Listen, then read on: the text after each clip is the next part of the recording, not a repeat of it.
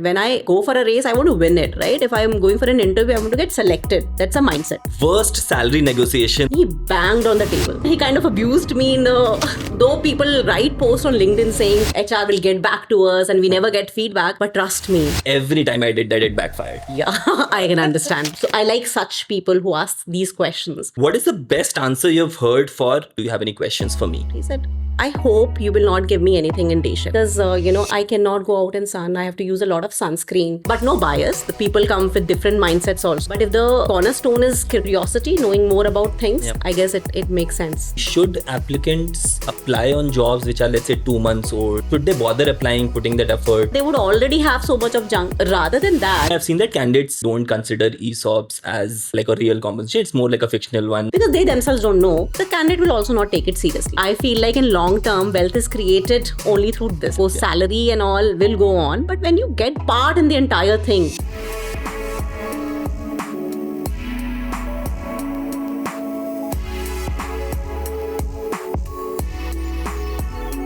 Hello everyone, welcome to the Weekday Show. I am Amit, founder and CEO of Weekday. At Weekday, we make recruiting automated, and by which I mean for both the stakeholders, recruiters as well as job seekers. For recruiters, we have a sourcing platform where we give you access to entire India, their phone numbers, resumes, and you can run outbound campaigns to them, similar to how a sales campaign is run. And for job seekers, we have a platform where we give different avenues for them to stand out among the crowd. Ways being job referrals from our community or better job curations. And even this avenue where we'll talk about what are the different ways in which a candidate can stand out either during the interview process, resume screening process, or post-interview. And for that purpose, our guest for today is Eram Qudsia, who is head of HR at MyGate. One of the startups I really love and use on a daily basis. In fact, this particular furniture is from the buy and sell feature of MyGate. Oh. Yeah, great. So welcome Eram. Thank you so much. Thank you so much, Amit. All right. So Eram, today's conversation, we'll have two sections. Mm-hmm. One is the rapid fire, which is basically, we use the term loosely. It doesn't need to be very rapid. Thankfully. These will be just general questions around different interview scenarios and what can candidates do to prepare better for interviews. And the second one, we'll talk more about your journey and this, how exactly does recruiting process work within companies, either startups or large organizations. So let's get started with the first section, rapid fire. All right. The first question, what is the biggest pay hike you've seen a candidate get and what led to that? Yeah, I guess mostly there have been hikes like 200-300% also in my career. But mostly that has happened because a person was at a very less salary already, right? So they may be working in a tier 3 city, working for majorly in tech, right? And in those cities, you don't get that much of package. We have a slab defined. When they'll apply here, they'll get increment accordingly. So they have been like 200+% kind of a hike as well. Yeah, we feel jealous, but you can't really do anything about it. But it's important to understand that organizations have to pay according to their slabs and not according to what somebody's previous salary is. And you've never made like those opportunistic hires which seem too good, but they're beyond the pay slab that you have defined within the organization?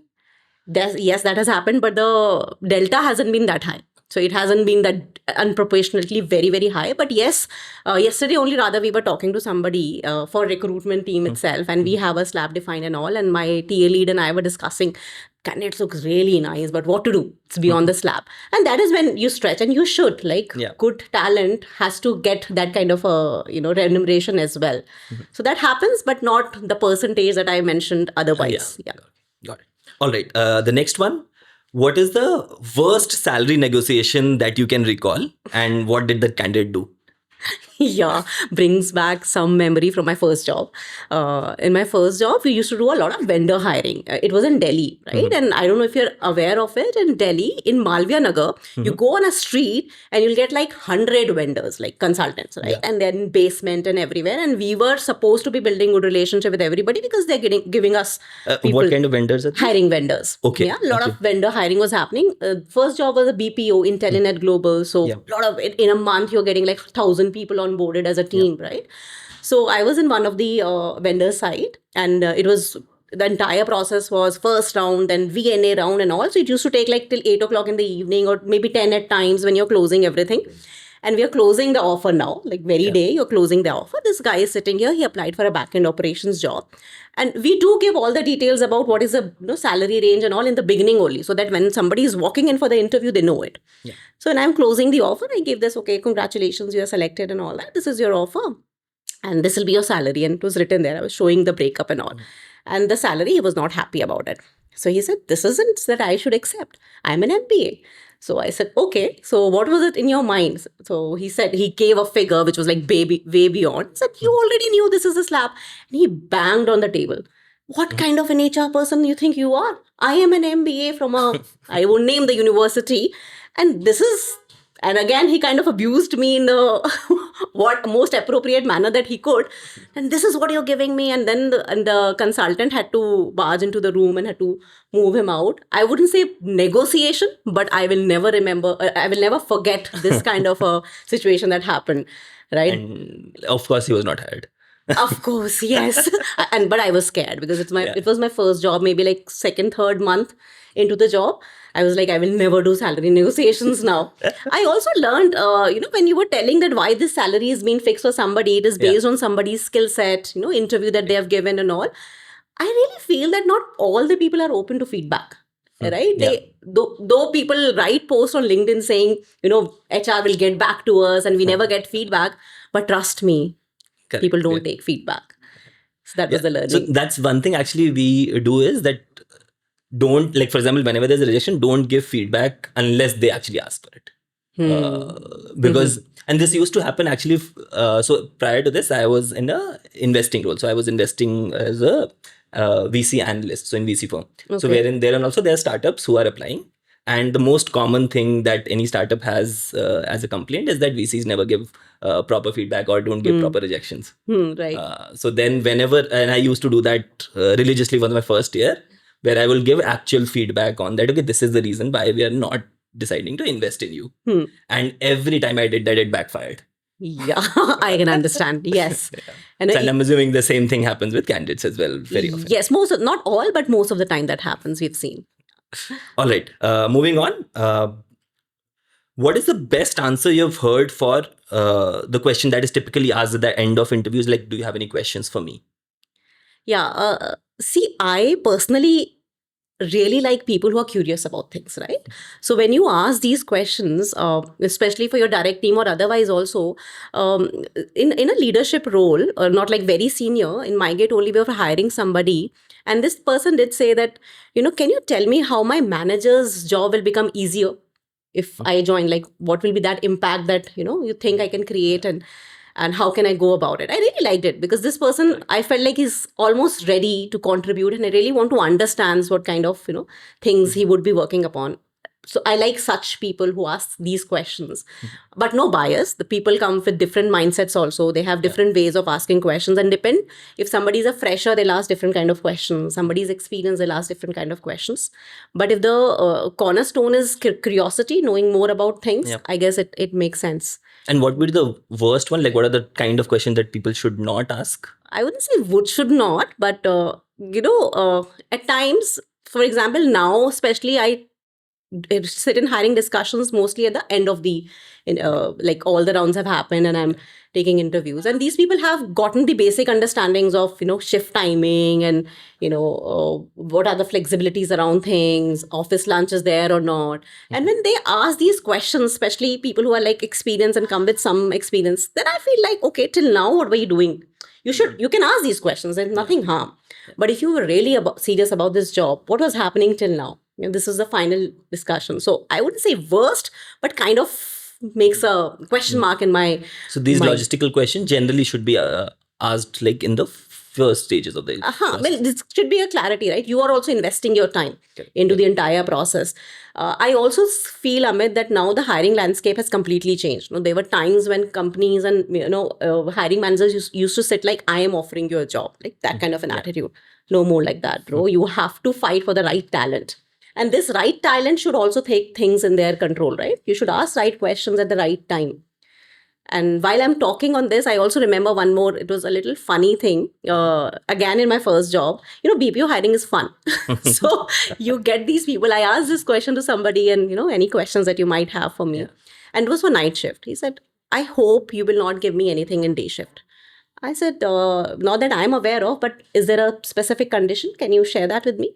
He said, yeah, because, I cannot go out in sun. I have to use a lot of sunscreen, right? And my skin is allergic to it. So I can't do that. That's why I want to do night shift. I said, okay, fine. So maybe that was a fun thing that somebody It's like tailor-made asked. for that particular job. Yeah. I said, wow, nice. Biologically. Biologically, yes. All right. The next one is, generally, what is the best way a candidate can stand out through a resume? Like when they're first applying, they don't really get to talk to anyone. So it's only the resume which is representation of them. What are the ways in which they can stand out at that stage? I also at the time, so we'll talk on this, but at the same time, I also believe that resumes and JDs are kind of becoming something that you should not solely depend upon. Like if I'm kind of hiring somebody, of course, there has to be some. So for example, you pick up a resume and you see that there are too many errors in terms of spellings, right? Or the person has applied for, say, an HR job, and the summary mentioned above has nothing to say about that HR thingy that you have in mind, right? And it doesn't happen with freshers necessarily. It happens with a lot of people who themselves are like they got a format online and they're preparing it. So now ChatGPT also helps you. So people have become smart in terms of using ChatGPT and making the basics clear. But are you putting that human touch of yours? We did put out this job outside. Did you kind of add any element in that we can say this person A has given me resume and not a machine? Okay. Right. That's what I look for now when I see resumes, because, and maybe there are 1,000 resumes that look same. Like there'll be those, that minutely written, one experience after the another, then they'll give a little bit of blue somewhere. Because this is what Google is throwing at you, right? Fine, you've put a format, but put something which relates to you, which you are saying directly rather than a machine saying to us. That kinds of makes a little bit different. But otherwise, I truly believe, meet the person. If you really like the qualifications and all, meet the person beyond the resume. And variation of that, what are the ways in which you have seen the best candidate stand out after an interview? Has there anyone who has done something post an interview which made you think that, oh, this person was actually very thorough? So when they joined, or? No, just after the interview. Let's say you've had like the screening round, or let's say the final round during that conversation. And post that interview, has anybody done anything different out of the blue? Very, very recent. That's the problem. You have recency impact whenever you are talking on these things. But yes, we were hiring for a product role, not very, we had very lot of specification. For the first time, we were thinking diversity hire should be there, more of empathy driven person should be there. We do not need somebody from a tech background. We need somebody who can give us some different mindset and all. So already our filters were too many. And we were not in a hurry because we wanted the right kind of a person. But, our very first person whom we called for an interaction got selected. And during the hiring process, this person was really fab. But what really stood out was this person was doing a freelance thing for somebody else, right? And of course, you don't want to end some collaboration just by saying tomorrow I won't come. And we wanted this person, if they are selected, you don't want to give too much of time to a candidate to think over things, right? If you can join us as of yesterday, please do that. Yeah.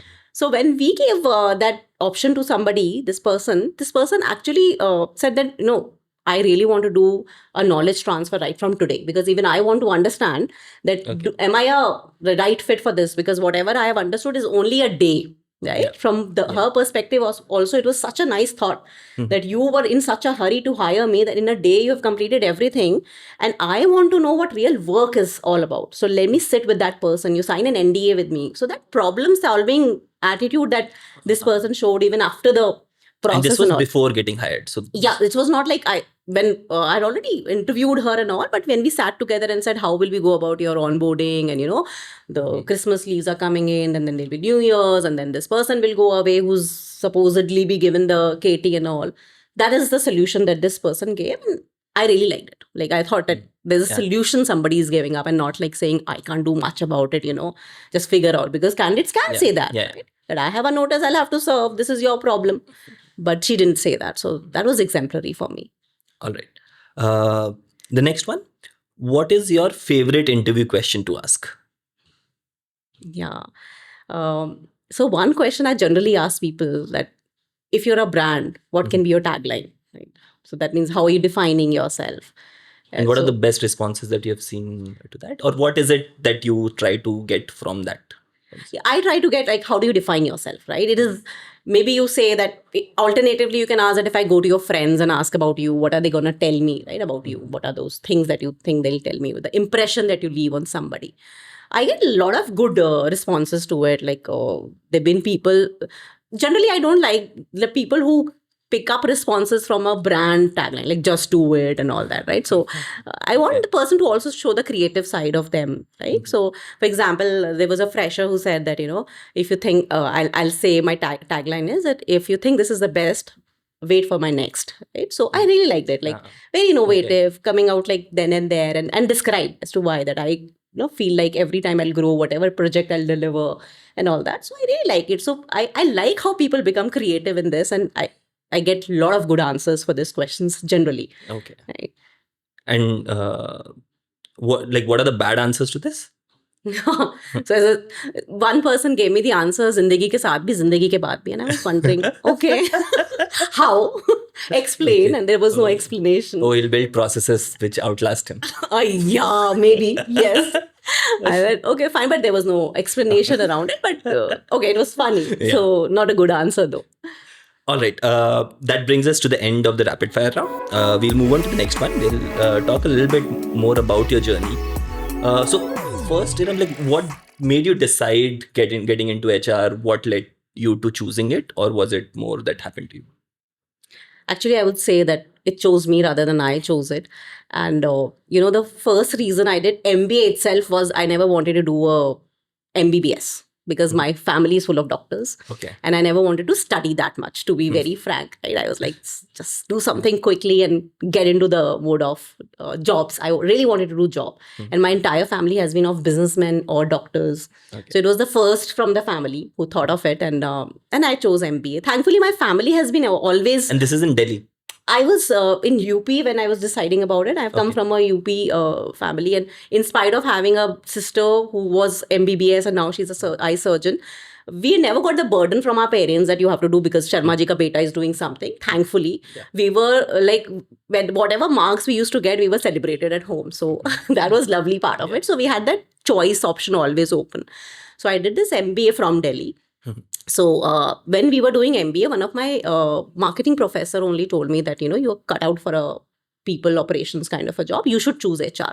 And I chose HR, sat in placements and all. And because that, to be very frank, that's the only placement happened for HR. And I was selected, thankfully, and joined. So I never chose like recruitment or HR.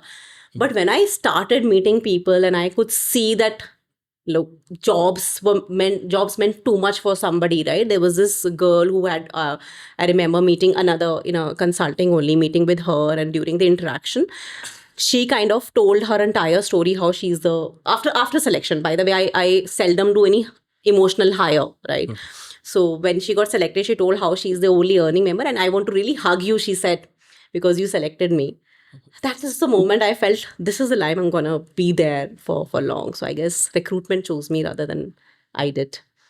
All right. And from then on,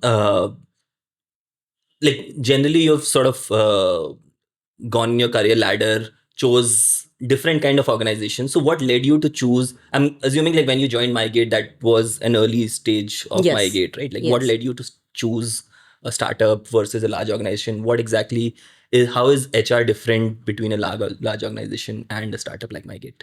Very good question. And I would say that my quick answer would be, if you'll ask what really made me choose companies like IBBO at that point of time, and maybe MyGate, is the speed of execution that happens, right? You really see that your things are making an impact with fast speed.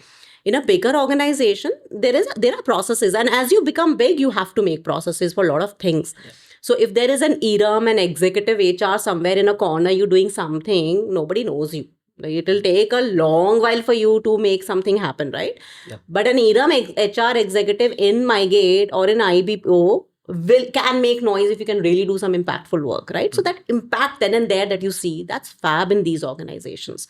That visibility of every effort. Generally I hear from a lot of my friends who are in HR. They talk about how HR doesn't have a say in a lot of matters, right? They don't have a seat on the table.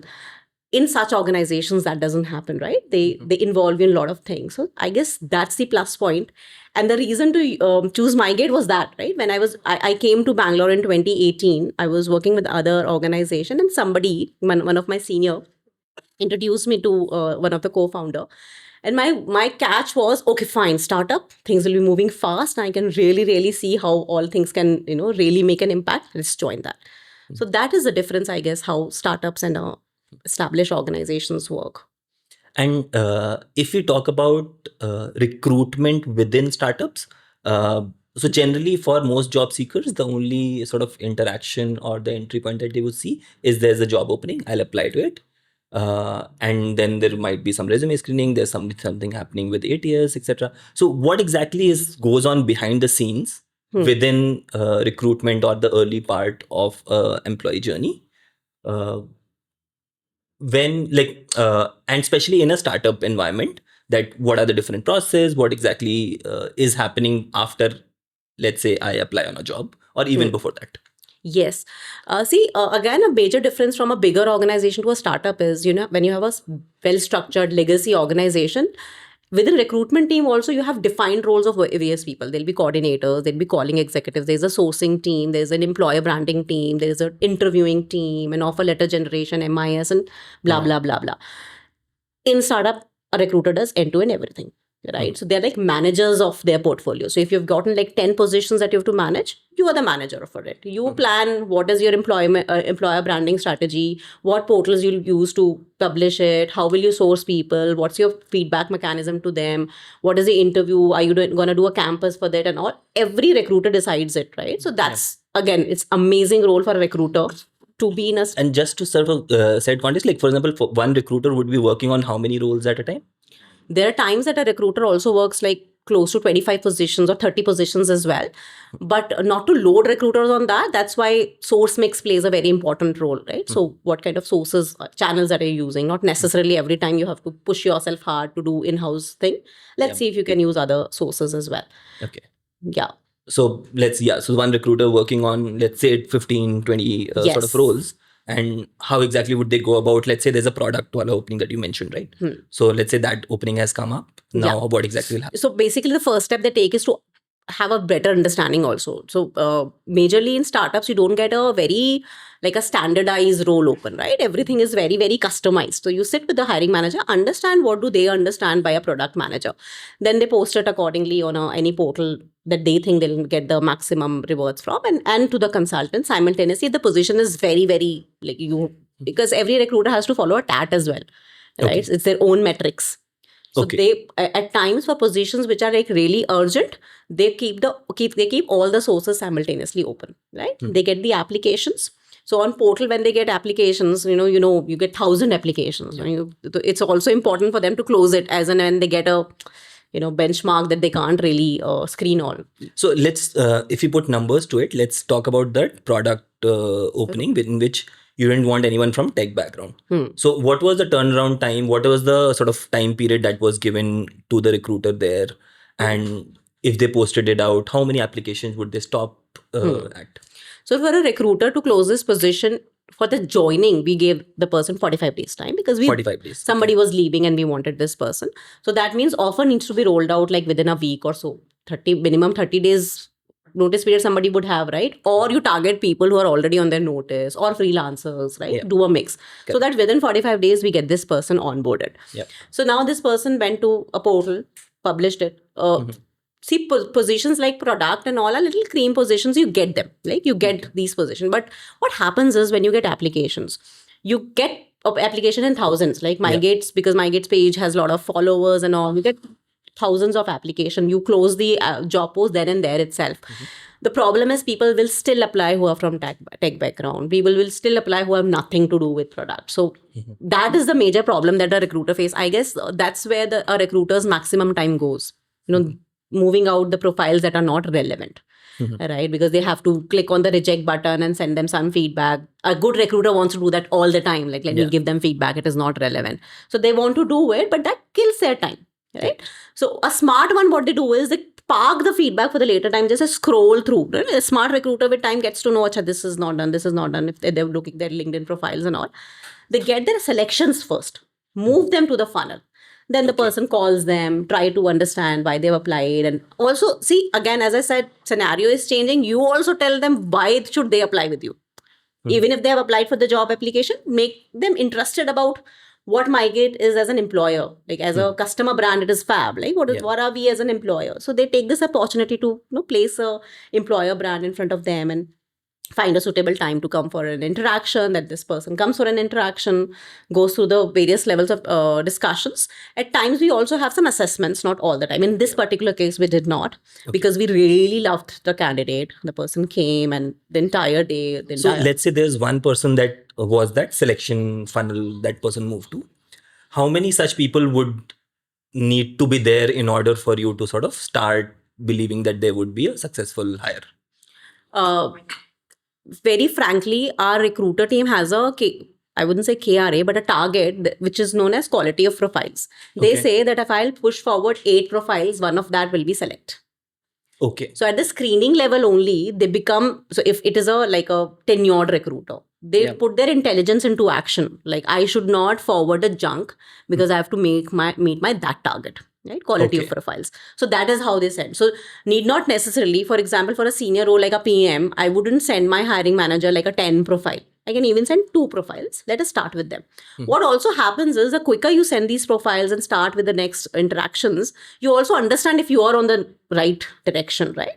So they kind of take this bet that let me do this with one candidate. I really love this candidate. Let me make this person go through and let's see what happens. Okay. And before it is forwarded to, let's say, the hiring manager, has the recruiter already spoken to that person on phone? Yes. Okay. Only then they forward it to the hiring manager. So once they've spoken on the phone, that does not necessarily mean that the hiring person or they might actually be a fit. It is more of a basic check, like the salary is there, the communication level that you think is needed. Of course, for example, you said no tech background, that is done and all. So the basic level check happens, not like a cultural fitment round. That doesn't happen. Only then they forward. Okay. And from then on, like what happens next? Then they give a feedback and if they like somebody, they want to meet. So the recruiter is doing everything of a coordinator as well, right? Using the tools, scheduling the hiring discussions, calling this person. Of course, you cannot remove a human, no matter how much tool you have, right? Because relationship building is an important part of being a recruiter, I feel, on both the sides. There are times that hiring manager will hire somebody because they have 100% mindset. And whatever skill set I have in my mind, I'll hire only them. But based on a recruiter's experience and the relationship and rapport that this person will have with the hiring manager, they'll also try and understand, okay, fine, 100 is not possible. Maybe 80 is the right thing that I should do. So this recruiter during this time is doing that job also. Being the human part of the entire cycle and then calling this person for the interaction. Then the various level of interaction happens. Thankfully, in companies like MyGate, everybody, including the co-founder, do not wear designation as the badge of honor, right? So, for example, if they're meeting the CTO level as well, CTO will only make the person meet to the next interviewer or something. They'll coordinate. Thankfully, this coordination, generally, they only take care of, right? And generally, this happens over many days. So, another interaction happens or 2-3 days at least go there because these discussions are long. These are like half an hour discussions. The person also get exhausted, right? Answering those questions. And then finally, select. When business say selects or a tech team say select, then an HR detailed discussion happens. It is more to do of really ensuring that both the parties are making right decision, See, this is a human mindset. When I go for a race, I want to win it, right? If I am going for an interview, I want to get selected. That's a mindset. So they will even say things just to select tona, I'll be the person to say no, right? So the last discussion round is more about, let's find out if both of us have made the right discussion. So it's not interview. It's a discussion which goes on those lines. That's how it happens. And then finally they get selected and then documentation and other things go on. And you mentioned that, let's say there is a time that is given, let's say 45 days. Generally, should applicants apply on jobs which are, let's say, 2 months old 3 months old which has posted, should they bother applying, putting that effort? I wonder why the recruiter is not closing it, right? Ideally, 2 months old position, for me, I don't think so. Now, if Okay. I have to see personally, I feel Right. like either the recruiter is not active enough, somebody has forgotten about it. So another sign why I should not apply, right? Or they would already have so much of junk. So rather than that, having a mechanism of reposting, whenever somebody reposts a job, you get it like reposted 8 hours ago and all. That is a better sign. Rather than 2 months ago it was posted, I don't think so. That makes real sense. And you'll see the number of applicants also already. So you'll be lost in the entire crowd. And trust me, they do not have too much of time to go through those 8,000-10,000 of profiles to screen. After 2 months, you'll definitely have those many profiles. And you talked about source mix, right? Like, for example, for any of these positions, let's take that product role itself.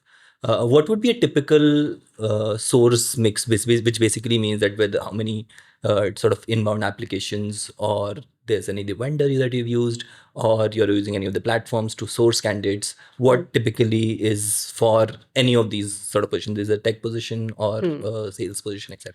So just to understand the various source mixes that typically a recruiter has is like, of course, the hiring vendors. Then you have campuses. For us, campuses are major source, especially right now, right? Then you have your in-house link, whatever portals that you use.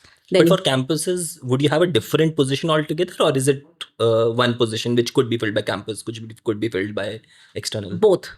Okay. Most of the time, both, especially for businesses, right? Okay.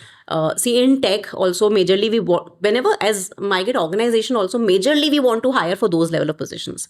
Other things, most of our people managers, I would say more than 90% of our people managers are internally. We do not really hire from many times unless that skill is needed, because that's, for example, recently I've started this business of smart devices and all.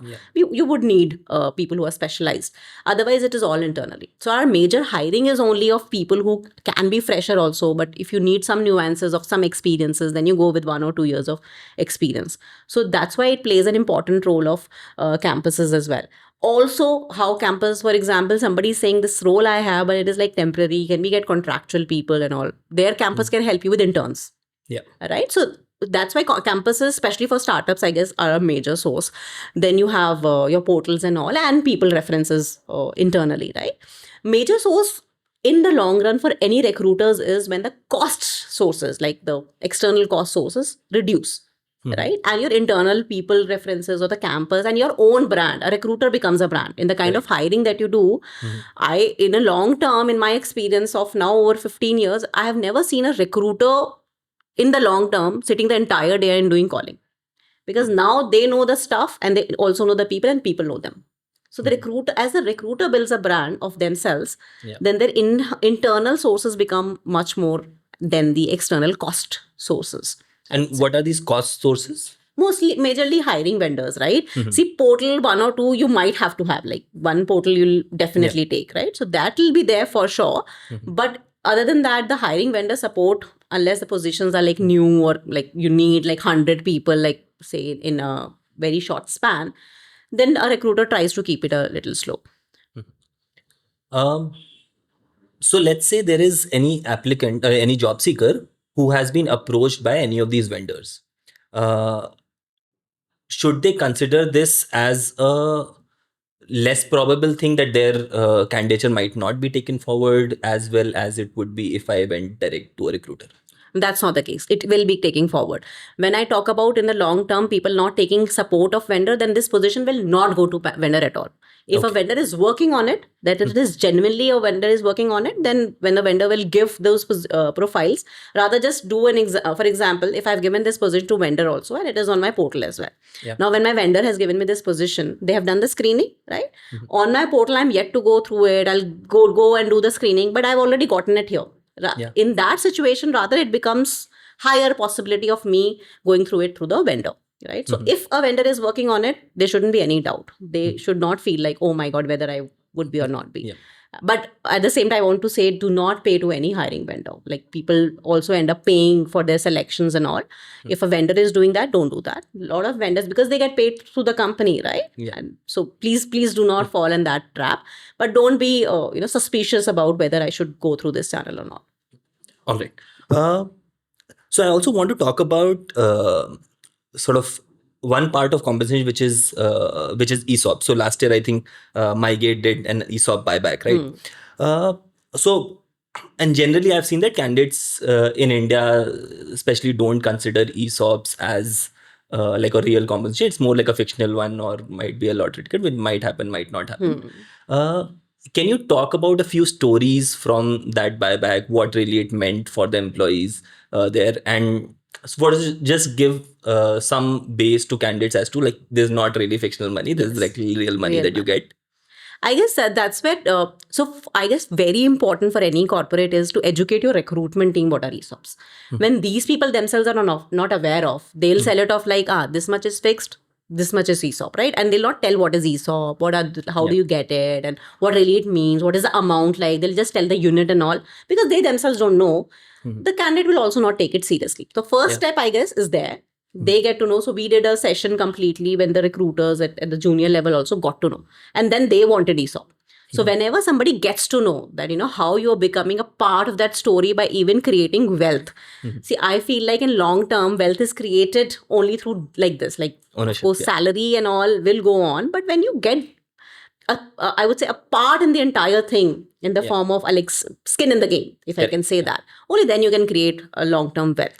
So if explanation has to be given when we had buybacks, right from this, whatever the comparatively smallest and the biggest amount was, everybody was so happy because one is it came out of like you've never thought of it, like I'll get it right now. You were waiting for some liquidation event. So I would. That's the problem, right? For example, people don't know what exactly is going to happen. I think that is the major reason that they don't really consider it as real money. And I guess things are a little changing right now. A lot of IPO stories, liquidations happening otherwise. Thankfully, the companies like Flipkart and all, when in spite of not having an IPO, but otherwise also they give avenues of people liquidating their ESOPs and all. I think if people are really educating themselves through a lot of these news happening, like Swiggy's IPO was a major news and all, how people really created wealth and all. It's changing a little bit. Just that somebody who doesn't trust in your, I feel like if they do not trust in your story, then they do not trust in your ESOP. So as recruiters, as brand, if I'm a recruiter, I'm a person who's a brand ambassador, right? Or as a hiring manager, I have to really do that storytelling well. Right. So I guess as recruiters, we have to take these responsibilities on ourselves rather than saying people don't understand. Right? Make them understand and they will. Create the value for them and they will. And so can you help me understand, like, why exactly would an organization do a buyback? What is it in it for them there that they would think that, okay, let's give out 20% or 30%, or why generally would buybacks happen in a company? See, there are a lot of strategic reasons that happens, right? At the management level, there are discussions related to maybe they're expanding. Maybe they're getting a different kind of a shareholder in different manner. Somebody wants to invest in the organization and they want a bigger share pool, right? Okay. That also happens most of the time, that you want a bigger share pool. You think like, okay, rather than as a co-founder, me divesting my shares and getting money out of it, why not give a chance? So that is also a good mindset, right? Rather than, I can be a opportunist and say as a co-founder, okay, you want more share, take it from me and I get more money, right? But they want to give this opportunity and share it with others who've been part of the story. Yeah. And then ask these people to, why don't you take this opportunity to do that? And by the way, it is voluntary as well, right? You want to keep it with yourself. It's not a push. So majorly the reasons are when they want to increase that pool, right? Otherwise also if it is not like a pressure or a push on them and they feel like that pool, okay, we can increase it if it is making our people happy. That also happens at times that you say, okay, fine, we'll see what to do with this pool. Maybe we'll utilize this pool in our next appraisals or when we hire, because having a more pool is never this thing, right? So if a company is making that choice also to give people some happiness and asking them to for a buyback, I guess that also happens at times.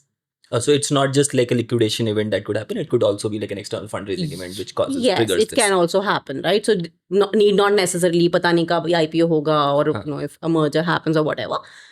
As I said, the story they'll have to believe. They have to really go through the how brand is impacting, what growth orientation this brand has and all, and then they'll understand the importance of ESOPs. And have you seen in the last 1 year, especially at MyGate, people now valuing ESOPs more than they did prior to that? Yes, definitely. When we start, as I said, when we started telling people about it, see, people just read stories on LinkedIn, right?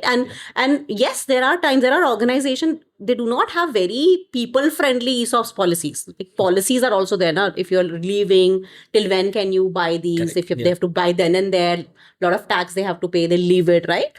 So all these things were making them really, really, they were thinking myopic in their vision of ESOPs. When they got to, especially when buyback happened and all these internal celebration of things, then they understood it is real thing. Like, it's not like now people negotiate, and whenever their appraisal discussions are happening, they say, okay, fine, aap aisa karo, you keep this fixed aside, maybe you liquidate here more, right? So you give me ESOPs more. So yeah, that happens, and that has changed for us, thankfully. All right. That brings me to one of the last questions that I have is, what advice would you give for to early career recruiters, HR professionals? What should they do to sort of do better at the job?